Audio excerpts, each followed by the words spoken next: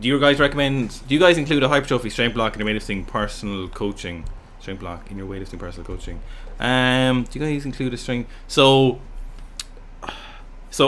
if it's like in our individual personal one-to-ones, some periods of training for some people will include like a GPP phase or higher volume phase in terms of like strength stuff.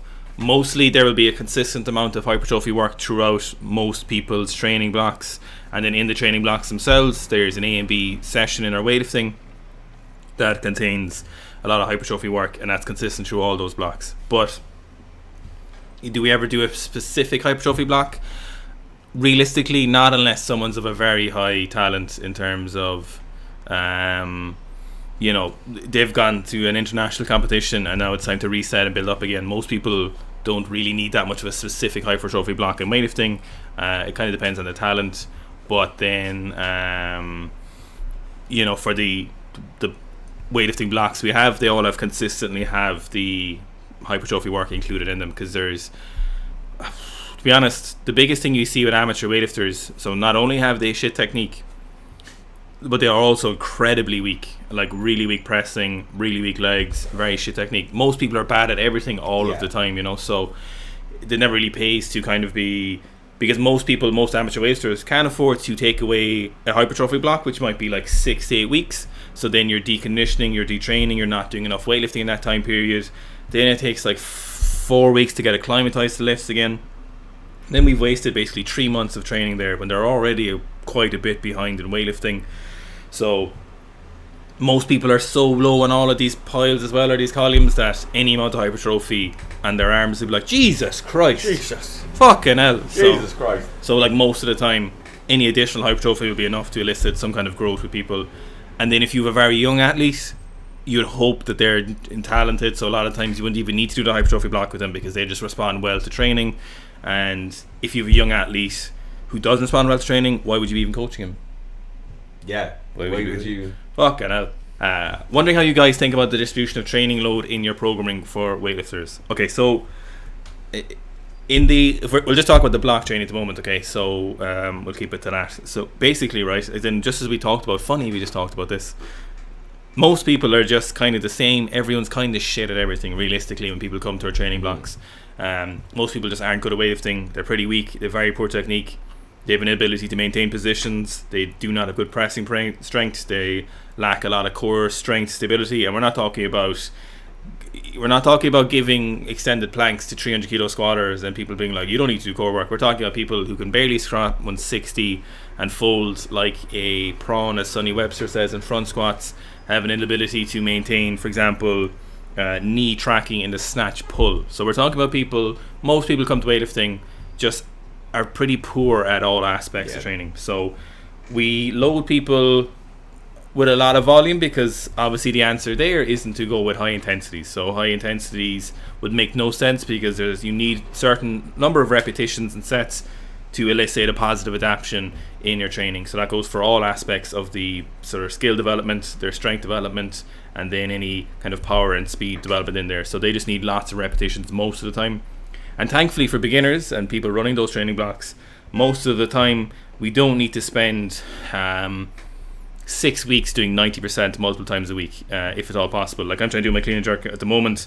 That would be unfeasible and fully unnecessary for any of the people running our weightlifting blocks. They would simply need to do lots of repetitions, and once they get enough sets and reps at like 80-85%, they do 1 or 2 sessions at 90, and then it's like, oh fuck, I've got a PB, So for most of the time with people like that, so the distribution of loading isn't something you'd be like, okay, so there is a great study where they did 100 weightlifters and this is the loading that worked best for everyone. It's, we've seen a lot of very poor people at weightlifting, and this is what they need, and they work really well. We also, very importantly, they're not full-time weightlifters. They're not dedicating their life to weightlifting. They've got 4 days a week.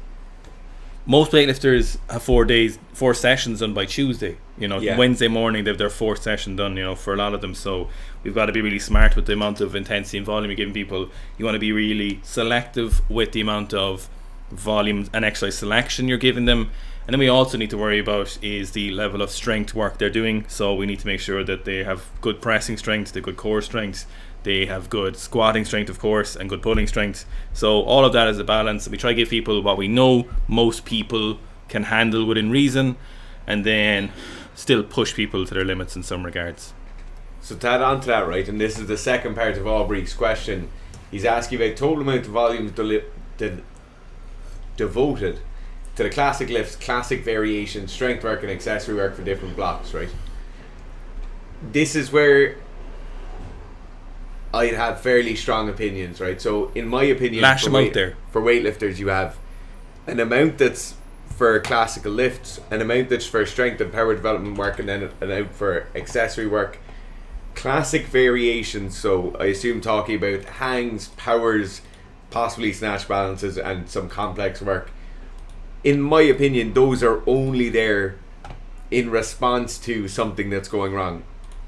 So I would never have a certain amount, whether that be 10, 20, 30% of my total training volume for any athlete devoted to that, because this is a temporary thing. This is a response to something that's happening. It's not in the overall run of things. If I was saying in general, right, most weightlifters who are training under me 1-to-1 at the moment, they probably get around 50% of their total time in training, probably 60 for some of them, is devoted to the lifts. So whether they're fixing something with the lifts or doing the actual snatch and clean and jerk. Then you get around 30 to 35% of the time is on strength work. In some people that goes up to 40 or 45% of the time. And then your remainder is doing accessory work. And then depending on how aggressive they have to be with mobility or alterations to their mobility, that could also be put into training load due to the fact that it just takes so much time out of their week. So that would be one of the main things I'd say is that ideally, right, in the perfect case scenario, someone is strong enough, someone is powerful enough, they just do snatch, clean and jerk, and then they squat a few times a week just to maintain those good habits, right? So stuff like you see what Gurf is doing now, where you'd see a lot of Olympians doing. In reality, what it looks like for most people is they will do 6 to 10 sets of a snatch or a clean and jerk or both. They will then do 4 to 6 sets of a squat or a pull or both, and then they will do the remaining time of their session doing midline stability work, back work, quad work, and that's kind of how it ends up being. Most of the time the sessions don't last more than 90 minutes. In certain cases, when people are a bit more experienced and they need a bit more time and they have more ability to recover, those sessions can be stretched for longer, but that's usually how it's broken down. How are these adjusted based depending on athlete strength and differences? So I think we kind of covered all that. Yeah. So most people in running the blocks, 95% of people of them are just bad at everything, and so we just try and give as much as everything as possible with a lot of emphasis on the lifts. And then obviously the individual one-to-one coaching, we can be a lot more surgical with it, but in general it's very, very similar. Very, very similar.